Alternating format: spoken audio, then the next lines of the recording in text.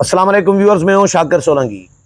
Viewers, एक तरफ तो पीपल्स पार्टी मरकज़ में निगरान वफाकी हुकूमत के ख़िलाफ़ चीख रही है और इसको नून लीग की बी टीम करार दे रही है, तो दूसरी तरफ सिंध में बाकी जो सियासी जमातें हैं वो सूबाई निगरान हुकूमत के ख़िलाफ़ चीख रही हैं और सिंध की निगरान हुकूमत को पीपल्स पार्टी की बी टीम करार दिया जा रहा है। यानी पीपल्स पार्टी मरकज़ की निगरान हुकूमत को नून लीग की बी टीम और सिंध में बाकी जमातें जो हैं वो पीपल्स पार्टी की बी टीम करार दे रही हैं सूबाई निगरान हुकूमत को।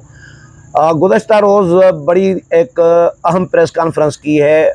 तमाम जमातों के रहनुमाओं ने मुश्तरका एक प्रेस कॉन्फ्रेंस की है जिसमें GDA के रहनुमा भी शामिल हैं, यानी फंक्शनल लीग और बाकी जो इत्तेहादी जमातें उनकी थी इत्तेहादी थे, और MQM, इसके साथ JUI।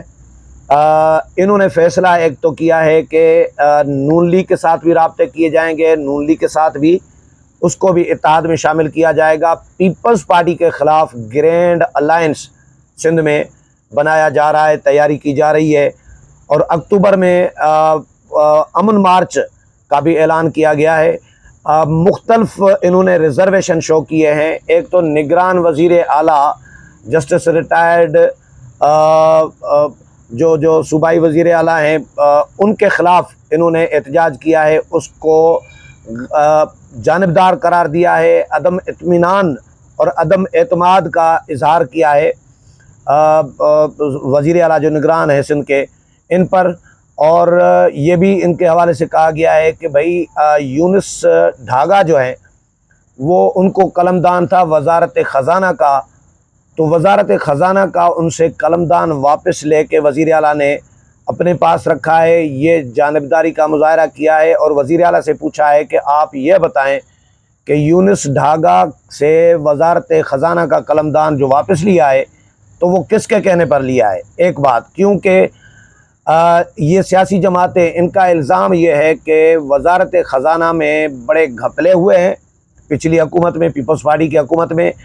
तो यूनुस ढागा क्योंकि एक ऑनेस्ट के तौर पर, वो एक सख्त अफसर के तौर पर शोहरत रखते हैं, यूनुस ढागा सिंध में भी तैनात रहे हैं, सिंध में जो कुछ होता रहा है उससे बखूबी वो आगाह हैं। इसलिए वो अगर वज़ीर ख़ज़ाना होते तो वो एहतसाब करते और रिकवरियाँ करते जिन जिन लोगों ने घपले किए हैं, इसलिए उनको हटा दिया गया है और अपने पास कलमदान रखा है। दूसरा, वज़ीर आला हाउस में जो मुराद अली शाह के साथी थे, यानी अफसर थे जो सरकारी, वो अभी भी बैठे हैं, वो असरअंदाज भी हो सकते हैं। और इसके अलावा जो बल्दियाती सिस्टम है, जो बल्दियाती नुमाइंदे हैं, काउंसलर्स हजरात हैं, उनमें ज़ाहिर है पीपल्स पार्टी के ज़्यादा जीते हैं सिंध में, कराची में भी पीपल्स पार्टी के ज़्यादा जीते हैं, तो इनको भी मुअत्तल किया जाए। जब तक आम इंतखाबात नहीं होते तब तक इनको मुअत्तल किया जाए, क्योंकि ये भी असरअंदाज हो सकते हैं। इलेक्शन कमीशन से ये मुतालबा किया गया है कि इलेक्शन कमीशन इन तमाम काउंसलर्स को, बल्दियाती नुमाइंदों को फ़िलहाल मुलतवी करे जब तक शफाफ इंतखाबात नहीं हो जाते। और एक और मुतालबा इन्होंने किया है कि जो अफसरान, क्योंकि 15 साल पीपल्स पार्टी की हुकूमत रही है सिंध में, तो भर्तियां भी 15 सालों में बहुत सारी पीपल्स पार्टी ने की हैं यकीनी तौर पर। तो जो अफसरान पीपल्स पार्टी ने भर्ती किए हैं वो तो बैठे हुए हैं वहाँ पे सिंध में, हर ज़िले में बैठे हुए हैं, तो वो कैसे असरअंदाज नहीं हो सकेंगे इंतखाबात पर। तो ये इसका कवी इम्कान है कि वो अफसरान इंतखाबात पर असरअंदाज होंगे, लिहाजा इनको भी बैन सूबाई तबादले किए जाएँ, इनको पंजाब, KPK और बलूचिस्तान भेजा जाए। वहाँ से फिर बलूचिस्तान, पंजाब और KPK से जो गैर जानिबदार अफसरान हैं, जिनका पीपल्स पार्टी के साथ कोई लेना देना नहीं है, पीपल्स पार्टी के साथ यानी कोई तल्लुक़ नहीं है पीपल्स पार्टी के रहनुमाओं के साथ, तो उनको वहाँ पर तैनात किया जाए ताकि इंतखाबात की शफाफियत को यकीनी बनाया जा सके।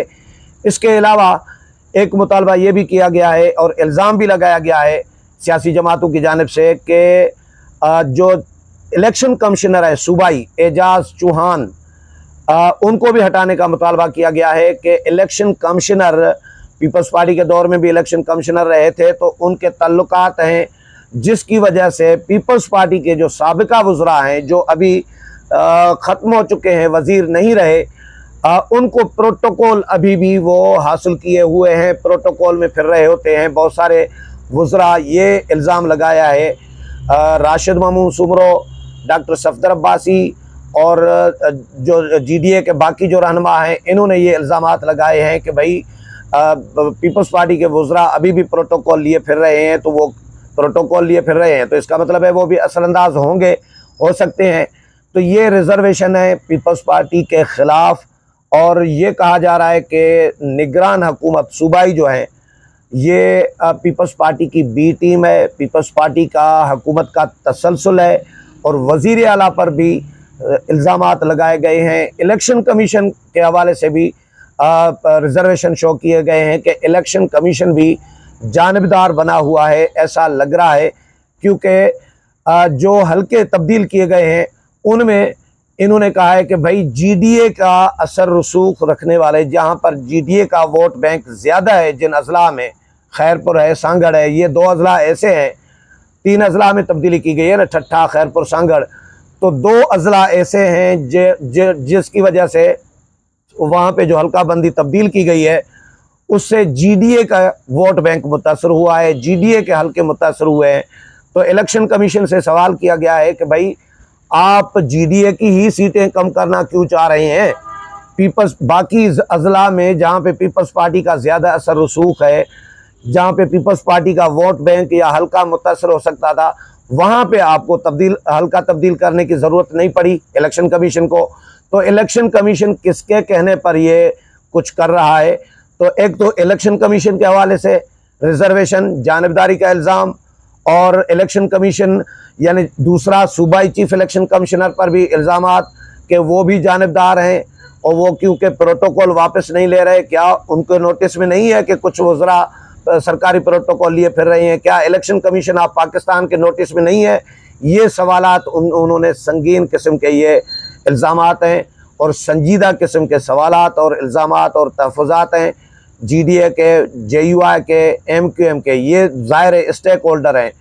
अभी तो नून लीग भी है, बशीर मेमन भी जो साबिक़ DG FI हैं वो भी नून लीग में चले गए। नून लीग भी पर तोलना शुरू हुई है सिंध में, और ये जमातें नून लीग के साथ भी मुज़ाकरात करना चाह रही हैं ताकि नून लीग को भी शामिल किया जाए इस इत्तेहाद में, क्योंकि सिंध में इनका दावा है कि सिंध में पीपल्स पार्टी का मुतबादल ये इत्तेहाद हो सकता है जिसमें नून लीग भी शामिल हो जाती है। तो मौलाना फजल रहमान पीपल्स पार्टी के साथ मुज़ाकरात करना नहीं चाह रहे। इस वक्त मौलाना ने ख़ुद ये मुझे बताया कि पीपल्स पार्टी के साथ सिंध में हम राब्ते में नहीं है, बाकी तमाम जमातों के साथ हमारे राब्ते और इत्तेहाद तकरीबन हो चुका हुआ है, और अब मज़ीद भी जो छोटे छोटे इत्तेहाद हैं, शहरी इत्तेहाद, उनको भी शामिल करने की कोशिश की जाएगी, और जो लोकल बासर लोग हैं, असर रसूख रखने वाले लोग हैं, वोट बैंक रखने वाले लोग हैं, शख्सियात हैं,